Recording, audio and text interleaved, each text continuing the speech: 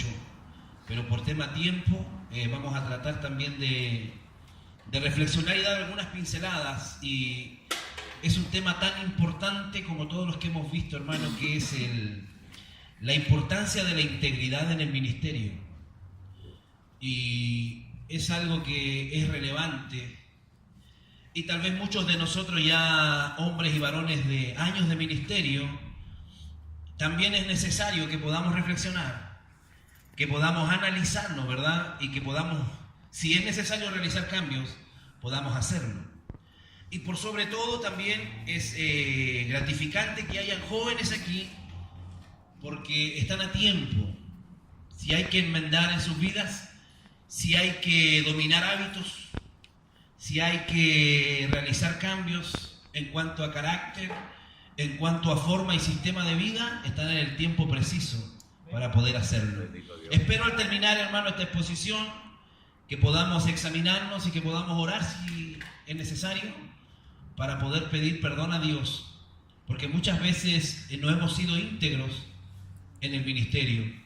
Y si yo le preguntara a alguno de ustedes que tal vez llevan años o que han estado en otras iglesias, lo más probable es que hayan comentarios que tal vez no hablan de un siervo o un ministro al cual usted ha conocido que sea íntegro, porque ha cometido uno u otro error. Y por eso es importante que nosotros desde ya nos vayamos formando como jóvenes, hermanos, vayamos caminando en una vida íntegra con Dios. Es posible con el Señor cada día tratar, hermano, de ser mejor, que es parte de lo que es el proceso de la santificación. La santificación es una etapa y es algo progresivo, no es algo que usted viene y el pastor le ora y usted ya cambió y usted dominó todos sus hábitos, sino que usted lo va haciendo de manera paulatina. Amén. Amén. Así que quiero hablar esta tarde un poquito de la importancia de la integridad en el ministerio. Ya que estamos aquí, ¿verdad? Cada uno de nosotros, quienes somos ministros hoy y quienes van a ser el día de mañana, esperamos que haya una buena base para nosotros.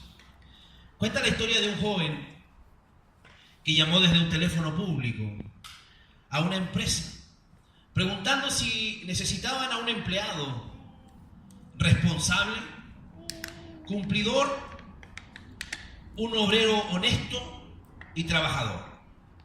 Y le contestaron que no. Le dijeron, ya tenemos uno. Entonces se fue sonriendo y silbaba por el camino hasta su vehículo.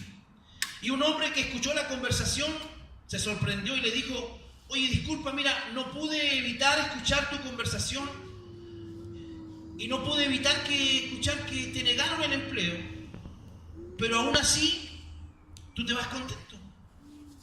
Y él le dice, yo estoy contento, Señor, porque yo soy ese empleado honesto, capaz y trabajador que ellos acaban de contratar. Bendito Dios. Si usted le preguntara, o si nosotros le preguntáramos a su supervisor o a su jefe, ¿cuál es la condición suya como trabajador? ¿Qué diría él de usted? O si nosotros le preguntáramos a su pastor, ¿cuál es la condición suya como cristiano, como líder, como diácono, como anciano? ¿Qué piensa usted que diría su pastor? Vamos a definir un poco lo que es la integridad. ¿Y cómo es una persona íntegra? La integridad es la calidad de una persona que posee entereza, una persona que tiene probidad. O sea que por donde usted lo mire y por donde usted lo ponga a prueba, no va a encontrar falla ni va a encontrar falencias en él. La palabra a eso le llama una persona sobria, una persona que no es de doble ánimo. Porque dice la Biblia que el hombre de doble ánimo es inconstante en todos sus caminos. Él hoy día está con usted y mañana no está con usted. Él hoy día le está prometiendo amistad y mañana le está negando a lo mejor que lo conoce. Entonces, una persona íntegra es una persona que tiene entereza. Es el estado de estar completo, no dividido. Lo que de alguna manera también la mañana se nos enseñaba, ¿verdad? Cuando hay una persona, cuando hay alguien que está lleno del Espíritu Santo, está completo, no vacila. Es alguien que es de absoluta confianza. Una persona íntegra es cuando coinciden sus palabras y sus obras. Yo creo que es allí donde está una de las mayores falencias de la iglesia. Una de las mayores falencias del pueblo cristiano, hermano. Decía aquel que fue maestro de Hitler, Nietzsche: ustedes hablan de un Dios especial, pero para yo creer en ese Dios que ustedes hablan, yo debo verlos a ustedes más santos. Porque muchas veces nosotros como cristianos, muchas veces como iglesia, nosotros caímos en el fariseísmo. Y de alguna manera el Señor le decía al pueblo y le aconsejaba, le decía: ustedes hagan todo lo que escuchan que ellos le enseñen, pero ustedes no hagan lo que ellos hacen. ¿Me entienden? Amén. Le decía: todo lo que ellos manden y digan de la ley y de la palabra, ustedes háganlo, pero no hagan lo que ellos hacen. O sea, no imiten sus obras. Cuando hablamos, hermano, de una persona íntegra, estamos hablando que coinciden sus palabras y sus obras. Porque a veces dentro de la iglesia, a veces dentro del ministerio se habla mucho y se hace muy poco. Se aconseja mucho, se enseña mucho y a veces es muy poco y muy bajo el porcentaje de lo que nosotros vivimos, de lo mismo que nosotros estamos enseñando. Lo decía la enseñanza en la mañana también, hermano, que de alguna manera nos confronta a eso, a tratar de tener vida de acuerdo a lo que nosotros somos y a lo que enseñamos. No una persona dividida. Una persona íntegra es cuando sus palabras y sus obras coinciden. La integridad es lo que somos y esto determina lo que hacemos. Lo que nosotros somos va a determinar lo que hacemos. ¿Qué es lo que nosotros somos? Nosotros profesamos ser cristianos, profesamos ser discípulos de Cristo, de tal manera que nosotros no podemos demostrar algo que sea distinto a eso. La sociedad espera ver a Jesús en la iglesia.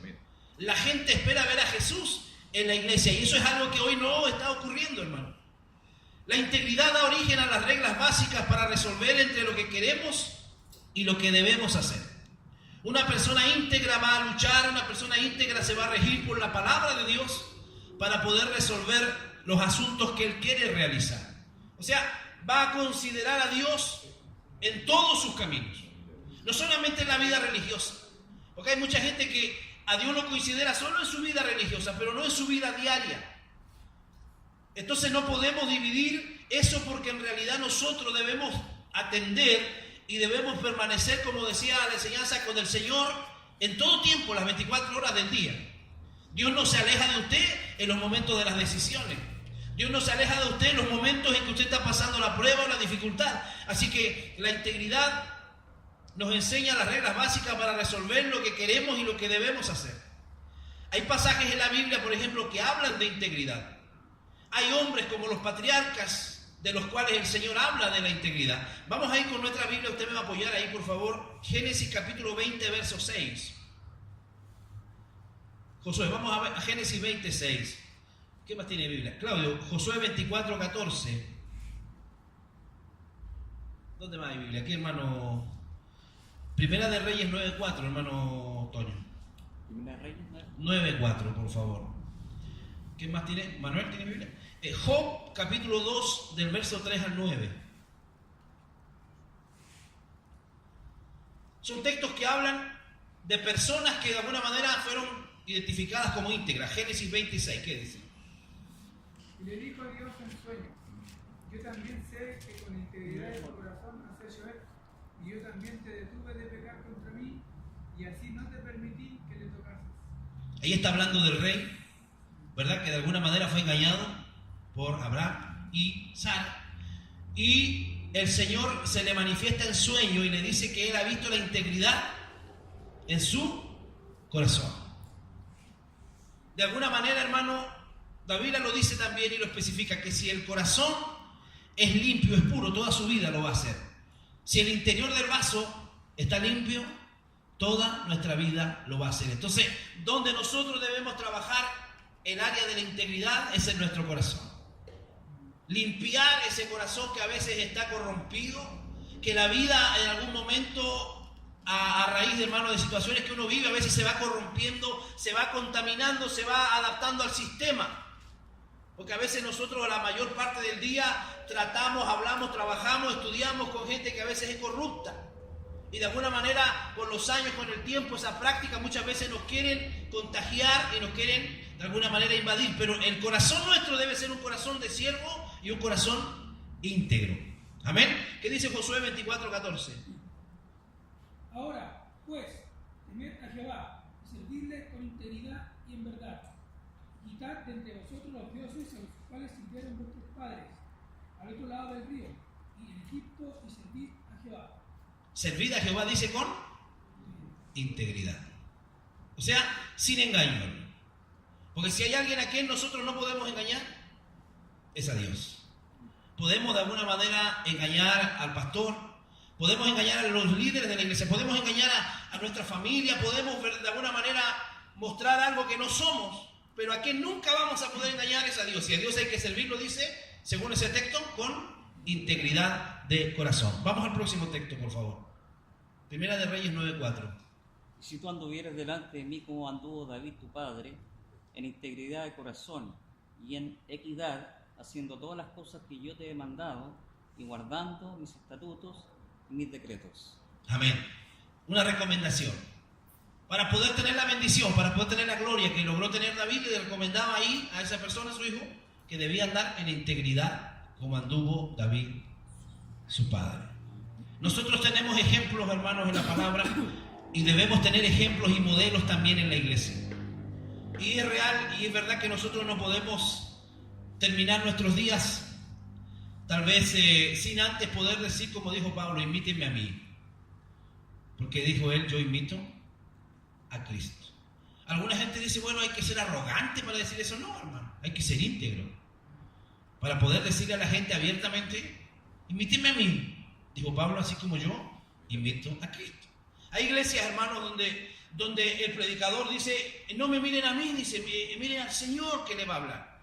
Con eso ya está diciendo que el tipo, a lo mejor lo que le va a predicar no lo vive. Con eso ya le está diciendo, mire, no me mire a mí porque yo soy un pecador empedernido si no escucha al Señor. No, hermano, el predicador debe ser una persona íntegra. Amén. Como decía, la enseñanza, ¿verdad?, que debe manejar, porque si enseña mal o si no está viviendo lo que predica, entonces está haciendo un reo y está acarreando juicio a su propia vida. Entonces es una necesidad, hermano, fuerte y latente que está en nuestra vida. ¿Qué dice el libro de Job? Capítulo 2, del 3 al 9, por favor. Y Jehová dijo a Satanás, ¿no has considerado a mi siervo Job, que no hay otro como él en la tierra, varón perfecto, recto, temeroso de Dios, apartado del mal, y que todavía retiene su integridad, aun cuando tú me incitaste contra él, para que lo arruinaras sin causa? Respondiendo Satanás, dijo a Jehová, piel por piel, todo lo que el hombre tiene dará por su vida. Pero extiende ahora tu mano y toca su hueso y su carne, y verás si no blasfema contra ti en tu misma presencia. Y Jehová dijo a Satanás, he aquí, él está en tu mano, mas guarda su vida. Entonces salió Satanás de la presencia de Jehová y hirió a Job con una sarna maligna, desde la planta del pie hasta la coronilla de la cabeza. Y tomaba Job un tiesto para rascarse con él, y estaba sentado en medio de ceniza. Entonces le dijo su mujer, ¿aún retienes tu integridad? Maldice a Dios y muere. Ahí está, ¿ves? ¿Se da cuenta de lo que hablábamos también en la mañana? Que aún todas las calamidades y aún en todo lo difícil que estaba viviendo Job, no fue algo fácil que le ocurrió a él, hermano. No fue algo que una pruebita así, él perdió todo lo que tenía. Y como si fuera poco, aún dice que Dios le permitió que una sarna le afectara y le atacara, pero dice que aún así él no perdió su integridad. No cambió su pensamiento, no cambió su percepción de Dios, sino que aún él así seguía esperando en Dios. Él decía, yo sé que mi Redentor vive y que un día, decía él, levantará del polvo. Una persona íntegra, un siervo íntegro, un cristiano íntegro, es alguien completo, es alguien honrado. El diccionario Vine dice libre de mancha moral o de incorrupción. Una persona que es libre, hermano, para poder predicar, para poder enseñar la palabra del Señor. Que no solamente domina lo que habla, lo que enseña, sino que hay un respaldo moral en él, en su propia vida. Él tiene la autoridad para poder hablar y para poder enseñar la palabra del Señor. Soy quien soy, no importa dónde estoy o con quién estoy. Eso es una persona íntegra. Ser la persona normal y auténtica, no importa dónde esté, no importa con quién esté. Eso es una lucha de frente contra la religiosidad. Porque hay gente que a veces tiene una careta de religioso y que usted lo ve de una forma en la iglesia, pero como decía delante alguien, afuera a lo mejor usted se va a sorprender al poder conocerlo y al poder ver que realmente no es esa persona. Vamos a ver qué dice la palabra del Señor, Efesios 6:24, por favor. Soy quien soy, no importa dónde estoy o con quién yo estoy. Lo dijimos antes, no divide su lealtad, o sea, es una persona que no va a estar vacilando. No finge ser de otra manera. ¿Qué dice Efesios 6:24? La gracia sea con todos los que aman a nuestro Señor, Cristo, por amor inalterable. Amén. Que el amor, dice, sea inalterable, la gracia sea con todos aquellos, o sea, que son inalterables. Una persona de alguna manera que tiene esta característica es una persona inalterable. No divide su lealtad, no finge ser de otra manera, porque de lo contrario sería un hipócrita. Y usted sabe lo que es un hipócrita, ¿verdad? Según el tiempo y las costumbres, hermano, aquella persona que usaba una careta para entretener a la gente, una especie de máscara que usaban los actores para presentarse en el teatro, y se pintaban y se caracterizaban y disimulaban bien, y si cualquiera que lo viera no conocería quién está realmente bajo esa máscara o bajo esa careta. Eso es lo que significa la palabra hipócrita, que tiene una careta, que lleva una careta que realmente muchas veces no lo es. Entonces, lo contrario de ser una persona íntegra es ser una persona hipócrita. Y yo creo que de ese tipo de personas, ¿verdad?, hay muchos en la iglesia. Hay muchos en la iglesia, que con el tiempo usted se va a terminar sorprendiendo al darse cuenta que la persona o el líder o el siervo no era realmente lo que nosotros pensábamos que era. O la imagen que nosotros teníamos de él. Se identifica porque tiene una sola manera de pensar. No tiene nada que esconder ni nada que temer. Sus vidas son libros abiertos. Vamos a 2 de Samuel 22:26. Josué. 2 de Reyes 20:3. Claudio. Hermano Otoño. 2 de Crónicas 19:9, por favor. 2 de Samuel 22:26. Y otro vaya a Job 9:21. Amén. 2 de Samuel 22:26. Lea. Con el misericordioso te mostrarás misericordioso y recto con el hombre íntegro. Con el misericordioso, dice, te mostrarás misericordioso. ¿Y recto con quién? Con el hombre íntegro. Entonces usted podrá decir, bueno, ¿qué importancia tiene eso? Tiene mucha importancia, ¿no? Porque si estamos de alguna manera comenzando en el ministerio, o si muchos de los que aquí están pensando un día estar en el ministerio, es bueno que vayan pensando y vayan decidiendo ya ser personas íntegras, guardarse para el servicio del Señor, apartarse, como dice la palabra del Señor, que nosotros hemos sido llamados para ser un grupo de gente especial, un linaje escogido, un real sacerdocio, una nación santa. Un pueblo adquirido por Dios. Para anunciar las virtudes del Señor es necesario que nosotros podamos tomar la decisión de apartarnos, como lo hicieron hombres en el Antiguo Testamento, como lo hizo Daniel, como lo hizo Sadrach, Mesach y Abednego, que decidieron, hermanos, ellos de alguna manera negarse los deleites, negarse los alimentos y los placeres del palacio para solamente alimentarse de legumbres y buscar al Señor. Amén. La Biblia dice que cuando llegó el tiempo en que tenían que ser probados, fueron hallados 10 veces mejores. Amén. ¿Por qué? Como resultado de ellos haberse abstenido y como resultado de no querer contaminarse para poder mantenerse íntegros. ¿Qué dice el próximo lectura? 2 de Reyes 20:3. Te ruego, oh Jehová, te ruego que hagas memoria de que he andado delante de ti en verdad y con íntegro corazón, y que he hecho las cosas que te agradan. Y lloró Ezequías con gran lloro. Está hablando de la historia del rey Ezequías, cuando él sabe que va a la muerte y comienza a pedir misericordia a Dios y le comienza de alguna manera hacer un reclamo a Dios y le dice, acuérdate que yo he andado delante tuyo, dice, con un corazón íntegro. La persona íntegra es una persona que no va a tener problema en acudir a Dios cuando necesite ayuda, porque sabe que su vida es un libro abierto, o sea que no le puede ocultar nada a Dios, que no puede chantajear a Dios, que no puede de alguna manera transar con Dios, sino que va a ir a pedir ayuda y Dios le va a escuchar, porque es una persona íntegra delante del Señor. Vamos al próximo, por favor. Primera Crónica. Segunda de Crónicas 19:9.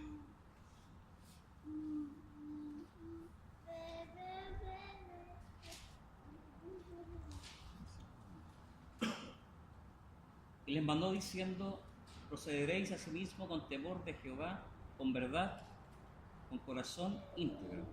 Amén. Ahí está hablando también de un líder, autoridad, y cómo le aconsejaba a Dios que debía proceder, con un corazón íntegro.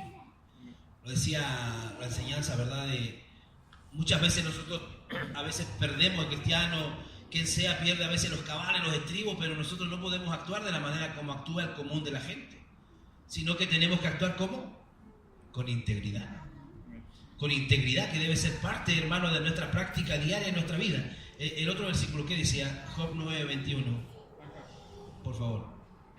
Si fueses íntegro, no haría caso de mí mismo, despreciaría mi vida. Amén. Hablando también, ¿verdad? Aún en los momentos difíciles que estaba viviendo Job, de su integridad. Esto nos llama a la reflexión de que debemos ser santos en todas las áreas de nuestra vida. Lo leímos en el estudio anterior, ahí en Tesalonicenses, donde dice que Dios quiere que el cristiano sea santo, irreprensible, dice. Espíritu, alma y cuerpo sean guardados irreprensibles, dice, hasta la venida de nuestro Señor. Entonces, no es un tema solamente de que Dios quiere mi alma, mi espíritu, y yo con mi cuerpo puedo hacer y deshacer lo que yo quiera. No es así, sino que el cristiano es un complemento, espíritu, alma y cuerpo. Y ello debe ser todo guardado irreprensible para la venida del Señor. Nos llama a reflexionar que debemos ser santos en todas las áreas de nuestra vida para ser íntegros. La medida de tu integridad es la medida de tu santidad. De acuerdo a la santidad que nosotros practicamos y tenemos, es la integridad que nosotros vamos a poseer. No vamos a ser más íntegros de lo que realmente somos santos delante del Señor. La integridad y la santidad van a ir siempre de la mano. En la medida que yo me aparto, me consagro al servicio del Señor y soy íntegro, ese nivel de santidad va a haber en mi vida. Cuanto más santo, usted va a ser más íntegro. Y eso lo vamos a lograr acercándonos al Señor. Porque la Biblia dice, usted después dice, me serán santos porque yo soy santo. Entonces, si nosotros como cristianos acercamos al Señor, nos acercamos a través de la lectura de la palabra, nos acercamos a través de la oración, lo que vamos a tener como resultado es que vamos a estar tan cerca del Señor que esa santidad que Él tiene va a tener que reflejarse en nosotros. Y en la medida que usted es santo, usted va a ser íntegro. Entonces, ¿qué pasa, pastor, cuando la gente no es íntegra? Es porque no está cerca de Dios.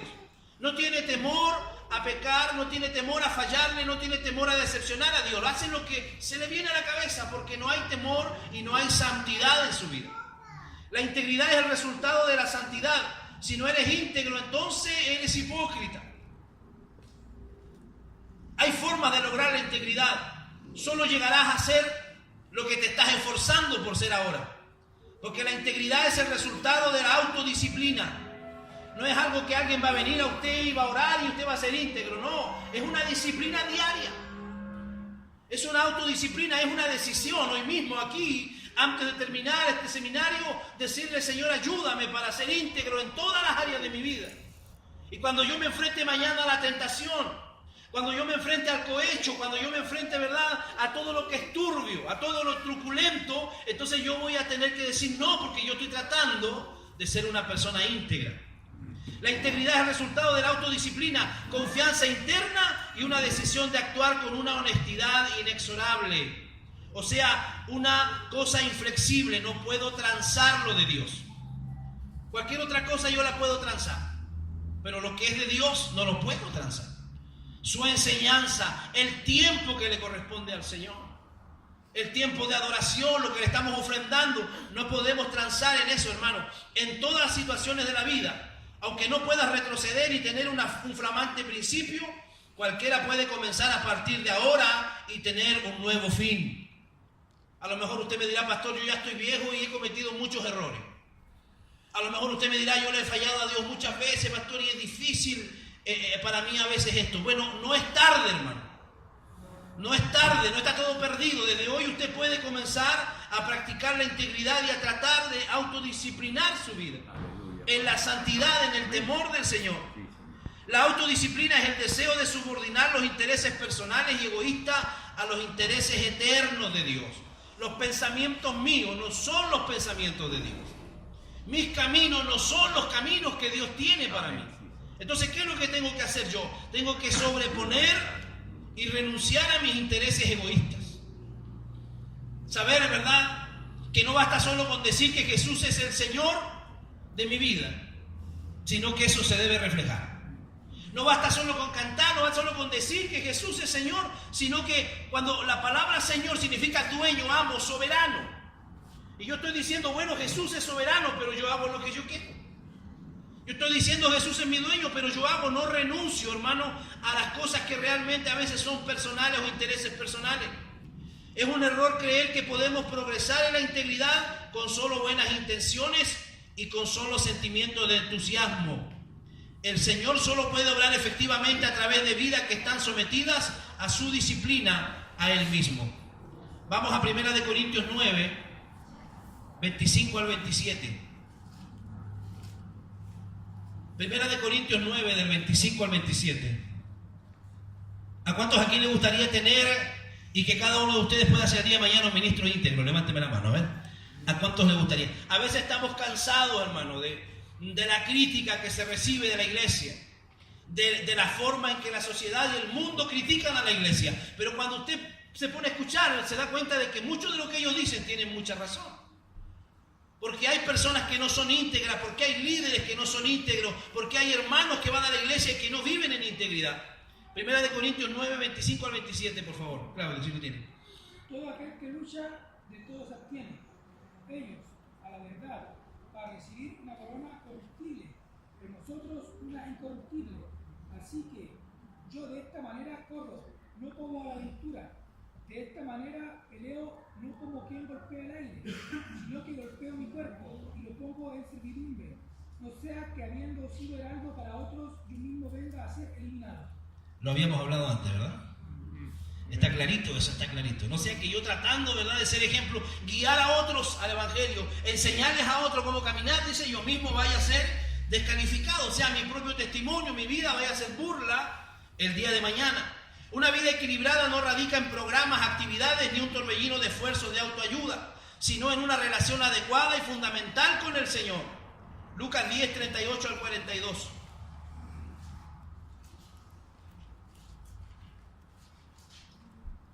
Todo pasa por una buena relación con Dios. Léalo el que lo tenga, por favor. Lucas 10, 38 al 42. Aconteció que yendo de camino entró en una aldea, y una mujer llamada Marta le recibió en su casa. Esta tenía una hermana que se llamaba María, la cual, sentándose a los pies de Jesús, oía su palabra. Pero Marta se preocupaba con muchos quehaceres, y acercándose, dijo, Señor, ¿no te da cuidado que mi hermana me deje servir sola? Dile pues que me ayude. Respondiendo Jesús, le dijo, Marta, Marta, afanada y turbada estás con muchas cosas, pero solo una cosa es necesaria, y María ha escogido la buena parte, la cual no le será quitada. Hay dos conceptos, hermanos, que vamos a ver aquí. El quietismo, que dice que el creyente es pasivo en su santificación y cualquier esfuerzo de nuestra parte es un obstáculo al proceso de Dios. Ese es el quietismo. O sea que nosotros no tenemos que hacer nada, nosotros seguimos practicando, seguimos pecando, seguimos haciendo esto y lo otro. Pero está el segundo pensamiento, que es el pietismo. Este dice que nuestro perfeccionamiento espiritual depende completamente de nosotros. Y esto surgió en el movimiento evangélico alemán del siglo XVIII. Tenía cosas buenas como énfasis en la oración, el estudio de la Biblia y en la práctica de las buenas obras y la autodisciplina. Pero se sobreenfatizaba el esfuerzo personal. Y la palabra de Dios modera los excesos de estas dos tendencias. Salomón ya lo decía en Primera de Reyes 8. Vamos a Primera de Reyes 8, 56 al 61.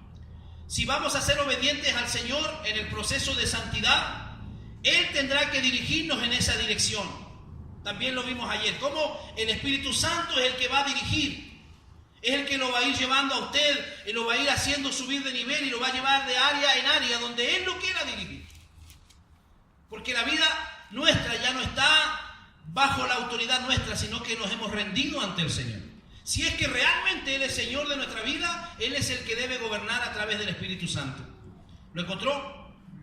¿Qué dice Primera de Reyes 8, del 56 al 61? Incline nuestro corazón hacia Él, para que andemos en todos sus caminos y guardaremos sus mandamientos y sus estatutos y sus decretos, los cuales mandó a nuestros padres. Y estas palabras con que he orado delante de Jehová estén cerca de Jehová nuestro Dios, de día y de noche, para que Él proteja la causa de su siervo y de su pueblo Israel, cada cosa en su tiempo, a fin de que todos los pueblos de la tierra sepan que Jehová es Dios y no hay otro. Sea pues perfecto vuestro corazón para con Jehová nuestro Dios, andando en sus estatutos y guardando sus mandamientos como Él el día de hoy. Amén. Ahí está la clave para ser íntegro. Guardar los mandamientos del Señor, no solo guardarlos, sino vivirlos e inclinar nuestro corazón hacia el Señor y hacia su voluntad. Si vamos a ser obedientes al Señor en el proceso, Él tendrá que dirigirnos en esta dirección, pero al mismo tiempo debemos tener el corazón y la voluntad dispuestos para hacer su voluntad. Y esto nos demanda un esfuerzo constante en las siguientes áreas: en la separación del mundo. Segunda de Corintios 6:14, separación del mundo. Es imposible que usted sea íntegro si usted no logra realizar una separación de las prácticas que a diario se viven en el mundo. Hay una palabra, un texto claro ahí que dice: conviértanse ellos a ti y no te conviertas tú a ellos. Segunda de Corintios 6:14, ¿qué dice? No os unáis en yugo desigual con los incrédulos. No os unáis, ¿se da cuenta? En yugo desigual con los incrédulos, sí. Porque ¿qué compañerismo tiene la justicia con la injusticia? ¿Y qué comunión la luz con las tinieblas? Esta separación significa que debemos tener una actitud y una orientación diferente a la del mundo, así como la de no comprometer nuestros principios para moldarnos a sus costumbres. Lo dice también Pablo: no os conforméis a este siglo, dice él, sino renovaos y transformaos en el espíritu de vuestra mente. Tal vez no padecemos persecución porque vivimos vidas piadosas, una vida de sacrificio, porque no vivimos vidas piadosas. A lo mejor usted está viviendo un evangelio quieto, un evangelio donde no hay mayores dificultades, donde todo está tranquilo. Hermano, el cristiano verdadero, el cristiano, el siervo del Señor, el que está viviendo, hermano, en la voluntad del Señor, siempre va a estar sufriendo y va a estar en medio de lo que significa el reino sufre violencia. El que está en la voluntad perfecta del Señor siempre va a estar sufriendo algún tipo de movimiento, algún tipo de prueba, por uno o por otro lado en su vida. Porque eso nos va a venir perfeccionando y eso nos va a ir haciendo acercar a Dios. Este es un atributo que todos los que deben vivir con integridad, la actitud de una vida de sacrificio. Ojo, que el Señor a usted le llama para que usted padezca justamente los padecimientos que Él tuvo. Se lo dijo a Pablo. No lo llamó ni a la prosperidad ni a nada de eso, lo llamó a ser partícipe de sus padecimientos. Y eso es lo que cada uno de nosotros, cuando seamos íntegros, de alguna manera vamos a padecer. Vamos a ser vituperados, a veces vamos a ser calumniados, a veces vamos a ser estafados. De una u otra manera vamos a ir, hermano, sintiendo y viviendo padecimientos de nuestro Señor. ¿Cómo hacerlo? Debo alabar al Señor en todo momento, no solo cuando recibo bendiciones. Primera de Tesalonicenses 5:18. Debo alabarlo en todo tiempo, no solo en el tiempo de las vacas gordas, sino también en el tiempo de las vacas flacas. No solo en las victorias, sino que a veces también van a haber derrotas en el camino. Y eso no significa que Dios no está conmigo o que Dios no tiene el control. ¿Qué dice Primera de Tesalonicenses 5:18? Dar gracias en todo, porque esta es la voluntad de Dios para con Cristo Jesús. Dad gracias en todo, no solo en lo bueno, no solo en los momentos de victoria. Debe haber un servicio práctico y buenas obras para el prójimo, una actitud sumisa a los líderes espirituales. Además de la obra de su Espíritu, Dios gobierna a través de los hombres controlados por el Espíritu que dirigen la iglesia. Dios diseñó a su iglesia de tal modo que los hombres calificados y divinamente señalados la presidan y con la ayuda de Dios determinen la dirección que ella debe tomar, que enseñen la palabra y ofrezcan guía y orientación al pueblo. Debemos como cristianos reconocerlos a los que nos enseñan y tenerlos en mucha estima. Eso lo dice 1 Tesalonicenses 5, 2 y 13. Nuestra sumisión y obediencia a los líderes espirituales equivale a la sumisión y obediencia a Cristo. Los líderes no son infalibles y debemos estar atentos para evitar cualquier problema posterior y aún mayor. Y la palabra nos da la forma de actuar en los casos en que el líder muchas veces se equivoque. ¿Qué dice 1 Timoteo 5, 19 y 20? Eso lo ha enseñado muchas veces nuestro obispo aquí. Que antes dice un anciano, no admitas acusación, si no dice con 2 o 3 testigos. Porque ¿qué pasa, hermano? Porque a veces se da que cualquiera levanta calumnia, cualquiera hace un comentario, cualquiera dice esto o lo otro y ensucia la honra de un ministro o ensucia la honra de un líder en la iglesia. Pero una vez que se comprueba que eso no fue así, ¿quién se encarga de agarrar el micrófono y decir, oiga, esto no era así? Nadie. La honra del ministro, la honra del líder quedó sucia. Ensuciaron su nombre, lo criticaron, hablaron mal de él y después nadie dice estábamos equivocados, sino que la duda queda en el corazón de la gente.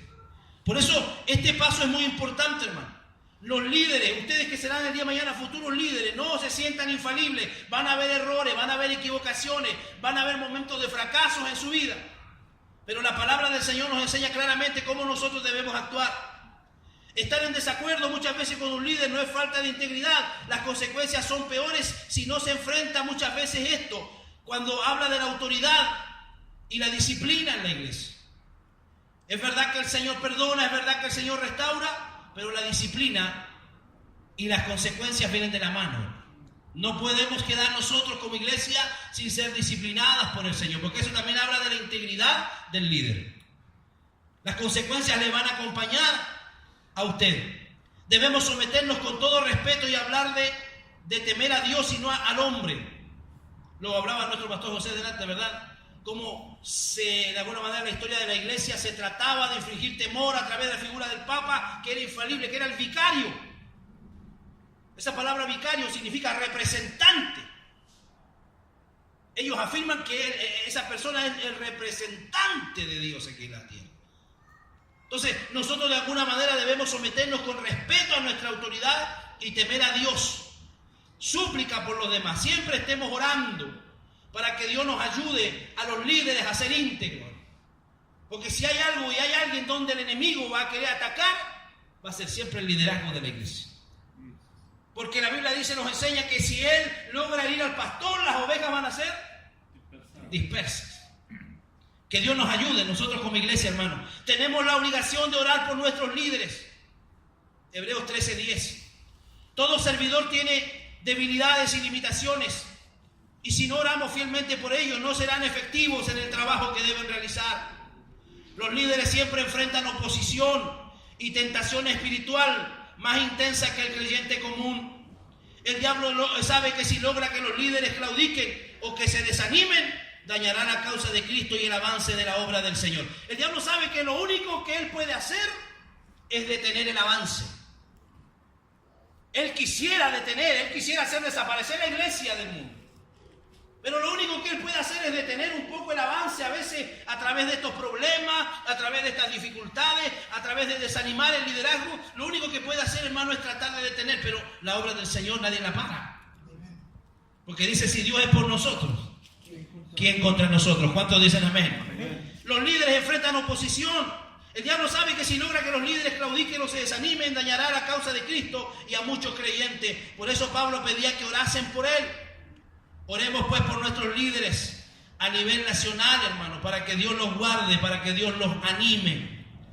Los líderes espirituales auténticos, aquellos a quienes Dios ha responsabilizado de nosotros, a quienes verdaderamente les importa el bienestar de la iglesia, necesitan y merecen nuestras oraciones. No podemos negar que la senda que conduce a la santidad personal exige un esfuerzo disciplinado, que muchas veces es difícil. Pero en todo momento tenemos la fuerza espiritual de Dios y los recursos que su palabra nos da para recorrer con confianza en el camino que Dios nos ha dado. Debemos seguir la guía del Espíritu Santo y valernos de sus recursos para tener la disposición y el poder para resistir el mal. Usted y yo, con la autoridad y con la sabiduría que tenemos, no podemos hacer frente al diablo. Pero en el nombre de Jesús, la cosa cambia. En el nombre de Jesús la cosa cambia, porque Él es más poderoso que el que está en el mundo. La médula del cristianismo es nuestra relación con Cristo. Nuestra salvación comienza con Él y nuestra santificación progresa con Él. Nuestra glorificación termina con Él. Pablo lo entendió así y lo dijo en Filipenses 3:8. Y también en Efesios habló y dijo que tenemos que despojarnos del viejo hombre. Ese es uno de los mayores problemas que acarreamos hoy en la iglesia y a veces se manifiesta también en el liderazgo. Que a veces también, hermano, no pueden haber líderes que Dios necesita de tal o cual forma porque no se ha renunciado al viejo hombre. Y debemos vestirnos del nuevo hombre según Dios. Debemos tomar la decisión de actuar con honestidad en todas las áreas de nuestra vida. Cuando su conducta es consistente con quien usted pretende ser, cuando sus obras están de acuerdo a sus palabras, usted es una persona íntegra. Cuando las obras que usted realiza están de acuerdo a lo que usted enseña, usted será una persona íntegra. ¿En qué áreas, pastor? En todas las áreas de su vida. En las áreas sexuales de su vida, usted debe ser íntegro. Efesios 5:3 lo dice. En la dignidad del matrimonio, debemos honrar el matrimonio. Cuando el marido cumple sus deberes como la cabeza del hogar, va a haber bendición y va a ser un hombre íntegro. Cuando el marido cumple sus deberes como cabeza y la esposa se somete al marido, nos regimos por el amor y el respeto mutuo. Nos concentramos más en lo que puede dar que en lo que a veces se puede obtener. Cuando yo estoy en el matrimonio, yo debo de estar preocupado, yo debo estar pendiente de lo que yo puedo dar más que de lo que a mí me pueden dar. Eso habla de un hombre, de un esposo íntegro. Porque de lo contrario, nosotros estaríamos pensando y estaríamos tratando solamente de recibir y seríamos egoístas. Jesús nos dio claro ejemplo, dice que Él se entregó a sí mismo por la iglesia. De tal manera dice que el hombre debe amar a su mujer así como Cristo amó a la iglesia. ¿Cuántos dicen amén? Amén. En el área económica, estar satisfecho con lo que tenemos. Hebreos 13:5. Porque la avaricia, el anhelo de adquirir cosas, es una actitud de alguna manera de un incrédulo, un inconverso. Hoy día muchas de nuestras iglesias, muchos de nuestros hermanos están cayendo, hermano, en el materialismo. Y están vendiendo todo, a veces renunciando hasta su fe, por obtener algo, una comodidad, un bienestar, o por tener algo mejor que el vecino, que el amigo, que el compadre, y eso los está alejando cada día más del Señor. Por eso el apóstol Pablo nos enseña y nos dice que debemos estar contentos con lo que tenemos. ¿Cuántos están contentos con lo que tienen aquí? Levante su mano, contentos con lo que tenemos, hermano. Disfrute, viva y disfrute lo que tiene, no sufra por lo que no tiene. ¿Me escuchó? Amén. Amén. Disfrute la familia que tiene. Disfrute las comodidades, disfrute lo que Dios le ha dado, porque sé que ninguno de ustedes duerme en la playa ni en una carpa, ¿verdad? Todos tienen un hogar, tienen una cama, tienen un techo. Entonces esté agradecido con lo que Dios le ha dado y sirva al Señor con integridad en su corazón. Darnos cuenta de la bondad de Dios y creer que Él nos cuida. Captar la verdad de que Dios es omnisciente y conoce nuestras necesidades. Pensemos en lo que merecemos. A veces tenemos una idea muy inflada y vanidosa de lo que deseamos o necesitamos, pero debemos